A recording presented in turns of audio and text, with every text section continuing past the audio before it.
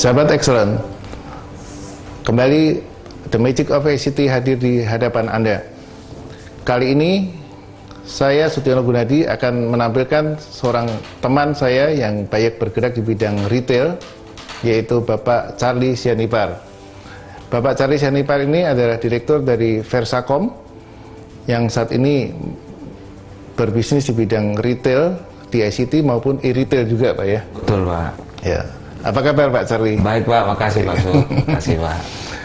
Nah, dari pengalaman Pak Charlie di bidang retail, apakah bisa Bapak bagikan kepada para sahabat Excellent pada kesempatan ini? Sangat bisa Pak. Saya di bisnis retail yang offline dari tahun 90 sampai sekarang. Belakangan ini saya masuk ke e-retail menggunakan internet sebagai tools pemasaran online Pak. Ya. Sekarang fokus di e-retail. Sekarang lebih fokus di e-retail. 2 tahun terakhir ini saya fokus di e-retail. Jadi kalau dikalkulasi kira-kira e-retailnya berapa persen Pak? Dominan malah sekarang Pak. Dominan. Ya, dominan, dan itu saya kelola dengan baik. Mengoptimalkan website hingga tampil di halaman utama search engine, gitu Pak. Ya memang rata-rata semua orang berkeinginan supaya begitu di search perusahaannya akan masuk ya. Betul Pak. Nah, bicara tentang pertempuran tanda kutip ya antara retail dengan e-retail, apakah budaya di Indonesia ini sudah sedemikian berubah sehingga orang akan lebih memilih membeli sesuatu lewat e-retail atau masih tetap di pasar-pasar konvensional? Sejak 2008 pertumbuhan internet Indonesia sangat dahsyat Pak. Iya betul. Dipicu oleh munculnya Facebook. Orang sudah semakin terbiasa dengan internet, semakin mahir dengan internet, kecepatan internet kita makin tinggi. Kemudian smartphone menjamur di mana-mana. Mereka sudah sangat terbiasa dengan itu.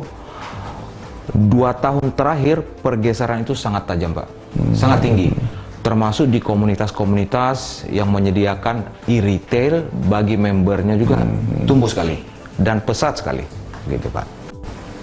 Lalu kalau melihat dari pengalaman seperti ini, apakah bisnis konvensional di toko-toko di mall ataupun di toko-toko kecil yang ada di dekat-dekat kampus atau apa itu pelan-pelan akan mati dengan sendirinya? Kalau di mall terlihat sangat signifikan. Saya aktif juga dengan teman-teman pengusaha komputer di asosiasi. Keluhan yang sama itu bukan hanya di Jakarta, di daerah juga terjadi.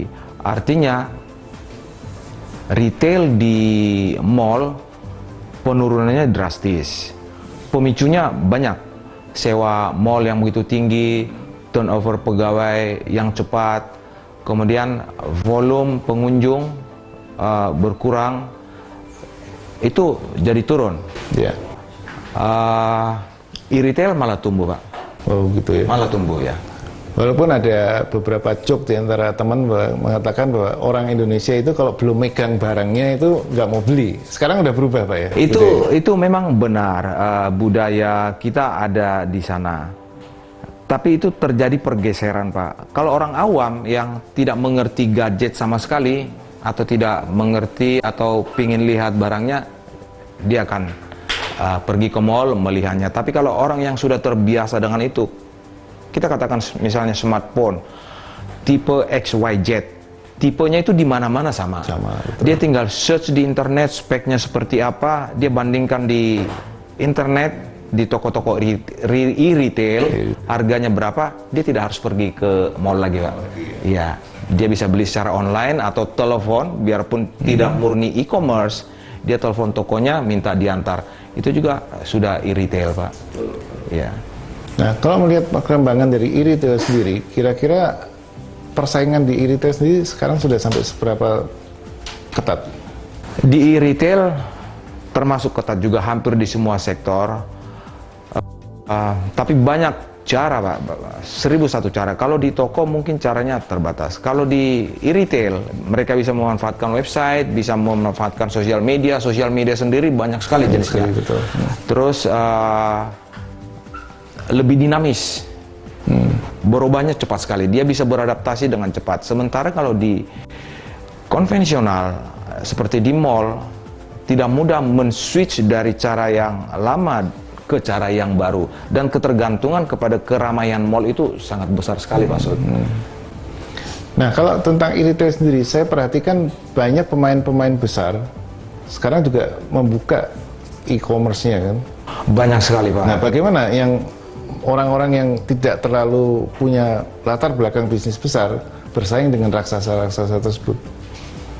Di internet kami mengenal namanya niche market. Kalau kita menguasai bidang itu secara dalam, sebesar apapun website itu, kalau di dalamnya gado-gado, yang niche market tadi bisa unggul Pak. Dia fokus katakanlah misalnya di gadget atau smartphone atau di sepatu atau di kaos, dia fokus di sana, produknya lengkap, dia bisa mengunggulin itu dibanding yang besar, pemain-pemain asing yang sudah masuk di Indonesia Pak. Jadi teori-teori manajemen fokus itu tetap masih berlaku di sini ya. Tetap. Jadi Fokus, semua dan yang dia fokus, ahli, dia jadi referensi di bidang itu tetap Pak. Ya, karena di sini berarti akan terjadi masalah antara fokus dengan yang swalayan ya. Betul yang Pak. Seperti semua ada. Semua ada ya, betul Pak. Nah, bicara tentang perkembangan e-retail sendiri, kira-kira untuk masa mendatang akan sampai sejauh mana? Sangat dahsyat Pak. Kita lihat internet di Indonesia kurang lebih sudah berjalan hampir 20 tahun. Iya, betul. Sekarang kita lihat di mana-mana, terutama di perumahan besar, FO lagi dipasang-pasangin. Masyarakat Indonesia semakin familiar dengan internet dari tahun 2008 sampai sekarang. Data terakhir yang saya baca dari sebuah lembaga ekonomi atau lembaga survei mengatakan saat ini pengguna internet Indonesia ada sekitar 80 juta. Di akhir tahun ini itu kemungkinan besar akan jadi 83 juta user. Dan pertumbuhannya drastis Pak, jauh lebih cepat daripada pertumbuhan populasi penduduk di Indonesia. Artinya peluangnya besar sekali. Dan market di Indonesia sangat besar. Penduduk kita 250 juta. Asing malah datang Pak, melihat itu sebuah potensi yang sangat besar. Besar sekali. Jadi ya, karena e-commerce itu bisa dilakukan di mana saja, tentunya perusahaan-perusahaan asing juga dengan gampang ya, masuk ke dalam bisnis e-retail ini juga ya, maksudnya. Betul sekali Pak Sud. Betul sekali. Baik, sahabat Excellent, pembicaraan kita cukup menarik, tapi kita harus break dulu untuk yang commercial break.